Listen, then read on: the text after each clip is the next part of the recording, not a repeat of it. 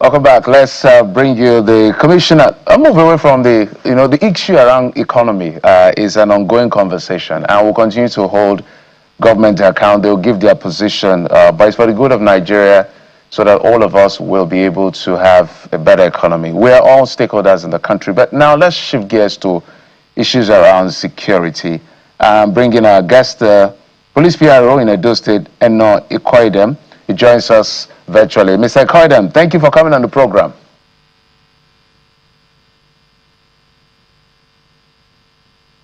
All right, Mr. Ikoidem, if you can hear us, we're trying to establish connection. If you can unmute your device, let's begin from there.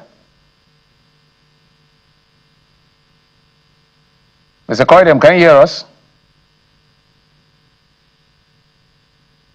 Oh dear. Oh dear. The issues around abductions. In fact, I saw a particular video. Okay, that may be a community problem, by the way, guys. So, the issue around abduction, it looks like the security situation in Nigeria is divided between banditry and terrorism in the north and kidnapping in the south. And that's why we are always mainstreaming this conversation. This is what really governance is about. When we talk politics and argue who will win, who will not win, when all of that heat blows over, we go to the real issues. The issue is economy. The real issue is security. The real issue is how much is in the pockets of persons. Guys, we didn't have the time to explore all the conversation with Mr. Fashua, but we will have him back. Of course, a professor will join us. We'll also put some of these questions to him, because sometimes there's a relationship between the economy and national security. People will always tell you that, when the people are not taking care of, the resort of all kinds of crime and the other. I'm looking at the data from the NDU, which Mr. Fashua has quoted. I can see that the poverty is quite high. There's even ultra poverty, and there's poverty, and we're talking about in the range of over 60%. So the purchasing power is low and all of that, which is why I was back and forth with him, because the president always recognizes the pain, but sometimes assistant and all of that explains this thing maybe a little bit differently in their own understanding. But we're all stakeholders in the Nigerian project, is to make sure we do. But we hope we can have the PRO of Edo State Police Command back, so that we know exactly what is playing out in that state as far as national state security is concerned, guys. And it's a very important conversation. We recall the general that was killed in Borno, following, what many interpret to be concerns over his vehicle not starting, and that has to do with funding. If we are talking about Benin on a road as well, it has to do with security. So what's happening on that very critical route that links a number of states in the south and in the southwest? Benin on a road links Ondo, Edo State. So what's happening there as far as security is concerned, that speaks to, checks, highway checks, where you have either military officials or police officials. Do they have backups? Do they have, the presence of the NSCDC officials as well? And that also speaks to funding. Everything revolves around funding and critical, defense budget, national security budget. And Jeffrey, you were talking about the World Bank report as well. Earlier on, our guest referred to what may have been missing funds during interrogations of the former ministers of finance, Minister of State, and the superintending minister, where 1.5 trillion naira was said to have been unaccounted for.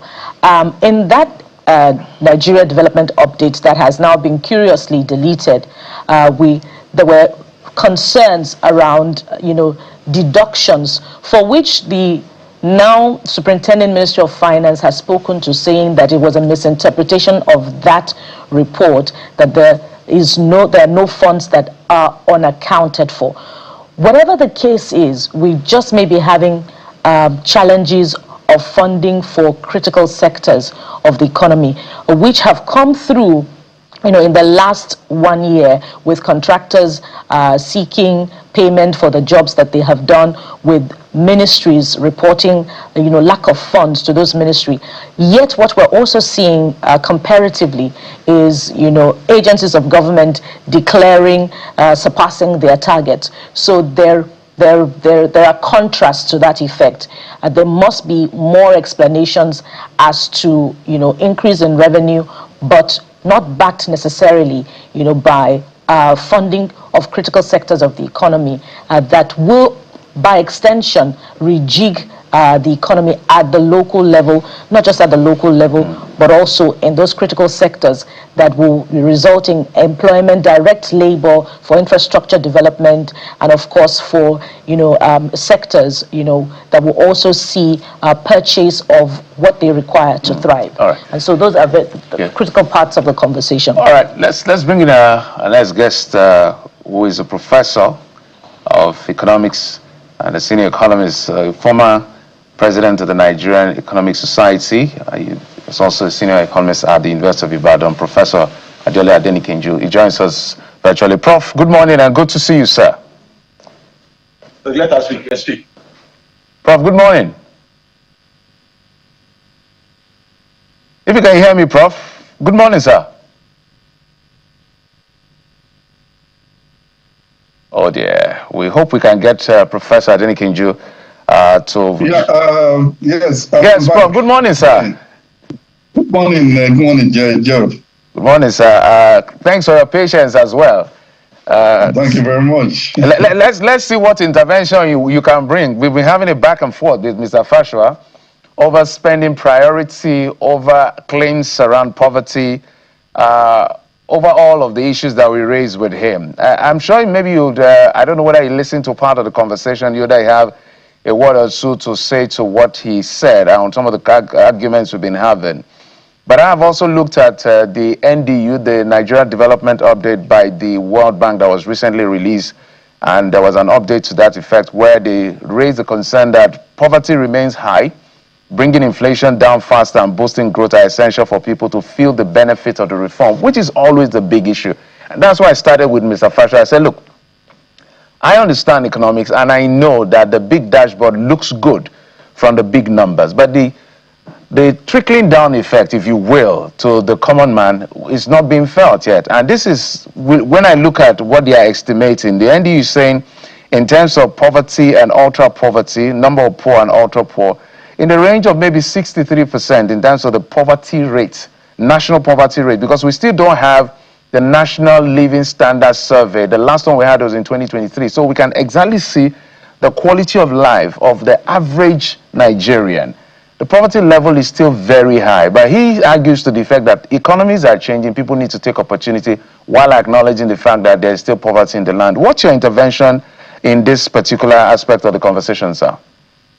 Thank you very much. And I want to agree with you largely that, that it's very important that we address the issue of poverty, issue of income distribution, and the negative consequences of the reform. The reality is that yes, the reforms have brought some benefits, to the economy, to stabilize the economy. But that is very important that we now go to the second level of the reform, which is to see how that impacts on the welfare of people. And you look around you, really. I just published an article in the Nigerian Tribune where I argue that, look, reforms are based on two key principles in economics. The first, fundamental welfare theory, which talks about, the market being more efficient in allocating resources. And then there's the second welfare theory, which talks about, hey, you don't depend on market alone. Okay, you must find a way of supporting the vulnerables, those who are going to be, negatively impacted by your reforms. And therefore, you must take care of them so that they can also come to the market and be able to, to interact with the market. So what we see now is that, if you look at macroeconomic variables, have very good, very good outcome reports, GDP, moderate growth, inflation at some point was coming down, exchange rate stabilized, and so revenue increased, and so on and so forth, which were the same thing, if you look at it carefully, that SAP also did, So we need to, but the question is, at what point, at 2 years, we are now almost to 3 years of this reform, it's important that every Nigerians start feeling the benefits of this reform, and that is not being done. So the policymakers must quickly find a way of how to ensure that, the benefits of these reforms, trickle down, to the vulnerables. And not only just that, the consequences, because again, that's come with consequences in terms of unemployment and restructuring of the economy. Those who are vulnerable to those consequences, there must be a way of also ensuring that we take care of them. That is what policymakers must have to do now. And they can't really they can't throw the can down the line and say, oh, it doesn't really matter, the market will do it. The market is never designed to do that. It on its own will not do that. Policymakers must be deliberate on how they take care of the poor and vulnerables. So for you, Prof, is the removal of Mr. Wale Edun justified on the one hand? If it is justified, what must the new minister do then to justify him coming on board as the Minister of Finance? Kakao, the president has the right to he chooses whoever he wants to work with him, okay? And he can also fire them. He has that obligation, he has that privilege and right. So us at the outside, it's difficult to say whether it's justified or not. But if you look at, the circumstances of the economy, one would say that, yes, like I mentioned earlier on, in terms of the reforms, there are benefits that we have seen, okay? But then you look at the fiscal management, okay, of the economy, especially the budget, okay? And, how the budget has been run in the past 2 years or 3 years, there are reasons to really be concerned, okay? Dr. Tokwe mentioned it, and I think, you have a time where you have 3 budgets overlapping, you have 2 budgets overlapping, you have at some point, a lot of capital budgets not been disbursed, okay? So there's the link between the budget, the budget performance, and the economy, okay? So, and at some point in time, there was also issues around, debt, accumulation, in terms, and then also, revenue shortfall, okay? So consistently now, we are underperforming, in terms of, collected revenue versus, what the budget requires, leading to debt and things like that. So maybe the president is trying to rejig the system, where there could be now a better focus on fiscal management, increased revenue drive, which, the Mr. Taoyedele, as was the architect of the fiscal reforms and the tax reform and fiscal policy. So maybe the idea is for him to come in and implement those policies, see how we can drive up revenue and improve on budget performance. So maybe the president is moving to another phase, in his policy. Pardon me, Prof. So, yes, the Minister of Finance has been removed, but don't forget that there's also Minister of Budget and Economic Planning, because we've talked a lot about budget, and at the heart of this is also Atiku Bagudu. So, is it like he's flying below the radar in all of this? So, Mr. Wale Edun is taking all of the heat, has taken the fall, or the president should probably look into that as well, because there is no budget or planning or implementation without him as well. You are totally right. The fact of the matter is that for a very long time, right from Adeola, you see, the budget office is strategically put, in the Ministry of Finance. Okay, so somehow, the Ministry of Finance provides, in my view, that's my understanding, the oversight on the budget. Yes, you have the Ministry of Budget theoretically, national planning, okay? But the revenue components of the budget and a whole lot of things around the budget is, in my view, still under the purview of the Minister of Finance. So the Minister of Finance is technically, in charge of what happens to the budget, and that's why people see, more than Minister of Budget and Plan. But the reality is this, Caldi, and some of us have argued, for a developing economy like ours, we need to find there must be a handshake between the budget and development plan. Okay, countries that have been able to break, and accelerate their growth path, okay, and impact on their people's welfare, especially those who are transitioning from developing to developed, had always had development plans to anchor their budget. So what we have now, You know, and no matter what anybody is going to say, is that you have a budget that is running totally independent of the development plan. Okay, so and that is the weakness. That's why we are not seeing the minister being very active, because somehow is there who is supposed to superintend over, is the minister of budget, but the way the budget office has been structured, and the way the finance, the budgeting is being done in this country, there's overlap between the Minister of Finance or the Ministry of Finance and the Minister of Budget and Planning, and therefore that has to be resolved so that we can know who is in charge, and then whose table must this box stop. So, is it really a problem of revenue shortfall that we're experiencing, or a matter of priorities? And this flows from conversation with the presidential aide just moments ago. And I ask because all of the agencies critical to the Ministry of Finance are reporting a surpassing of their targets. Either it's the customs or the Inland Revenue Service. They're reporting an abundance rather than a deficit. So is it a matter of a shortfall or the management of priorities? And the minister that has been relieved of his duties, could he have functioned without, a direct, interface with the critical office of the President of the Federal Republic of Nigeria? Yeah, well, okay, there are so many things that will not be clear to us who are in the public space. Okay, who is doing this budgeting? Okay, is the budgeting being done in the president's office, or is it being done in the office of the the budget office of the budget office of the federation? We may not know. Okay, then there are things that will not come to our to this.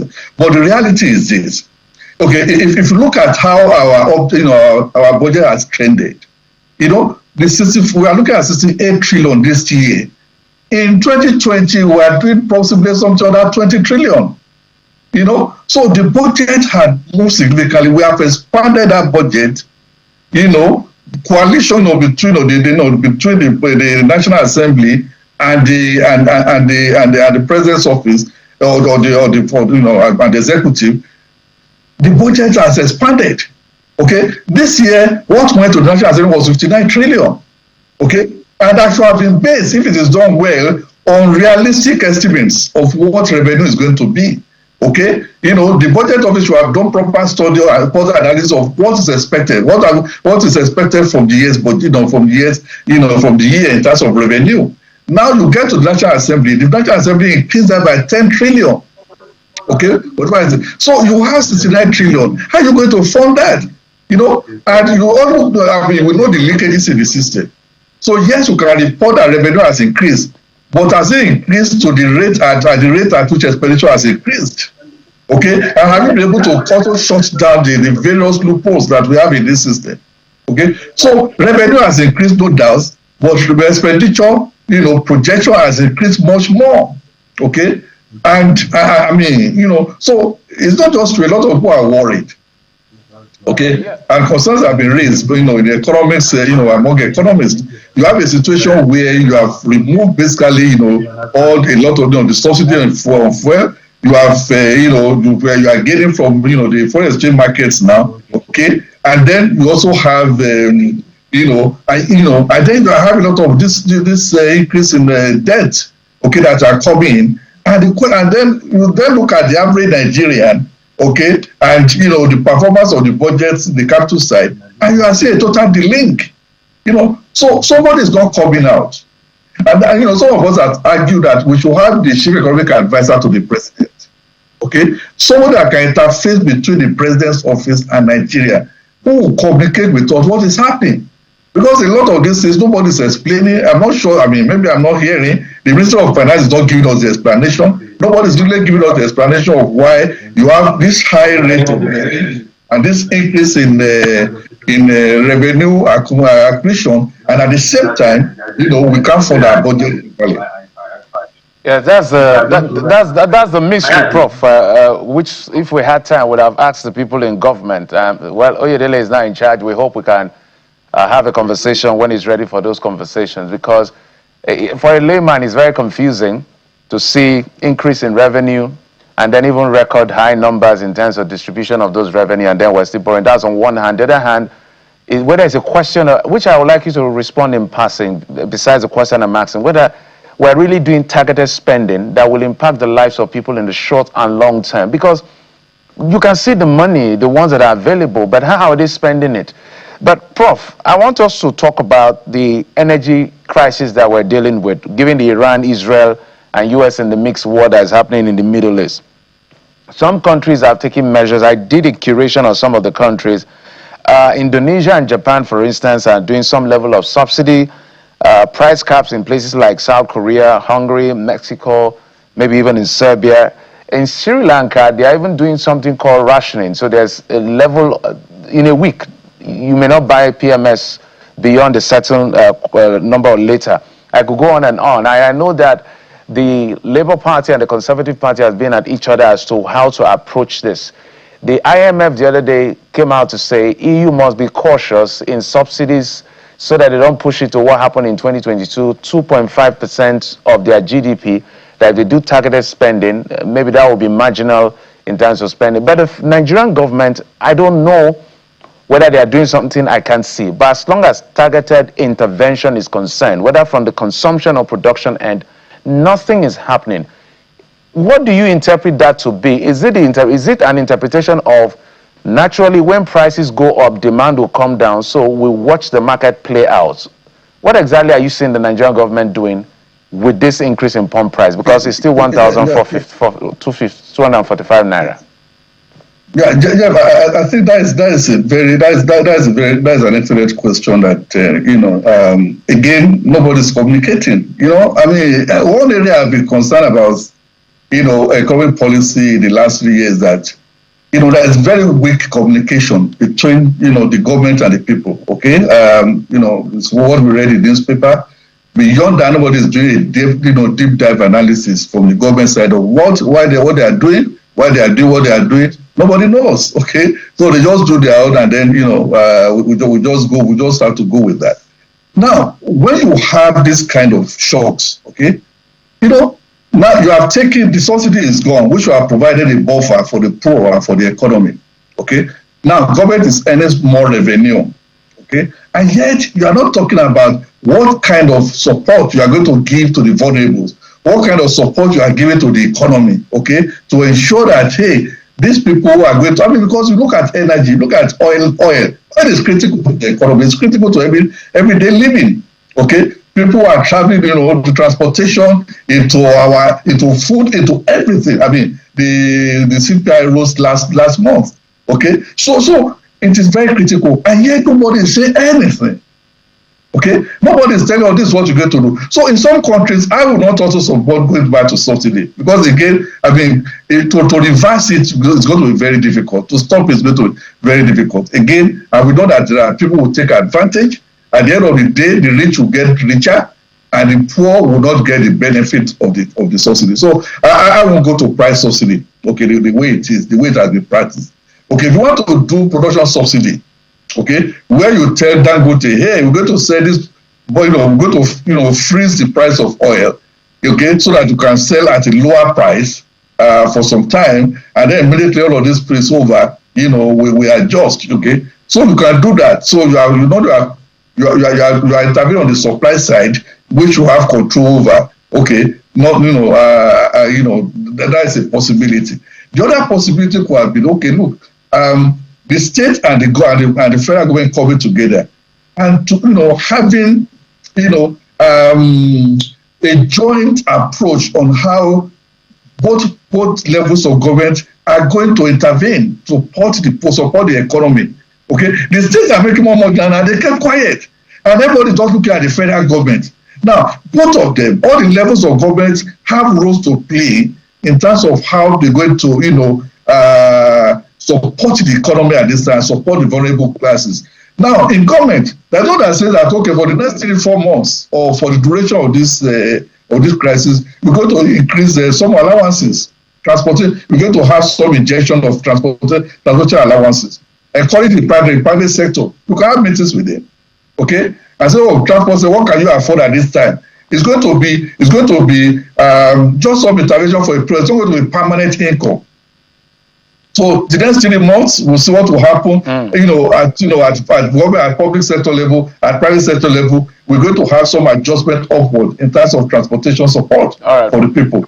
So these are various areas and on many others that government can come in. But again, nobody is saying anything. And I think that is a weakness that I see in the system.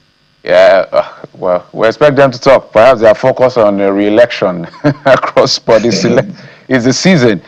Professor Adeola Adenikinjo, Senior Economist, University of Ibadan, and the former immediate past president of the Nigeria Economic Society. Thank you, sir, for coming on the program. Thank you for having me. Thank you very much.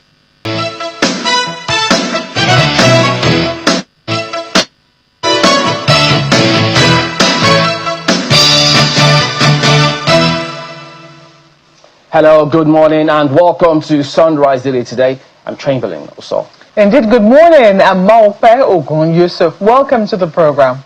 Yeah, so quite a number of things that we expect today. The Supreme Court, ADC, PDP, so who knows at the end of the day what kind of decisions they will take. I think to a large extent it's going to decide or determine how both parties move forward ahead of the primaries. Indeed, so all eyes on the Supreme Court today with regards to that particular case. We are also monitoring the developments around the coup plot, the alleged coup plotters whom the federal government has now finally filed charges against. I think also further monitoring developments in the courts. Yeah. I will also remember one of the prominent members of the ADC who was in court in Kaduna yesterday, former governor of Kaduna, Malam Nasir El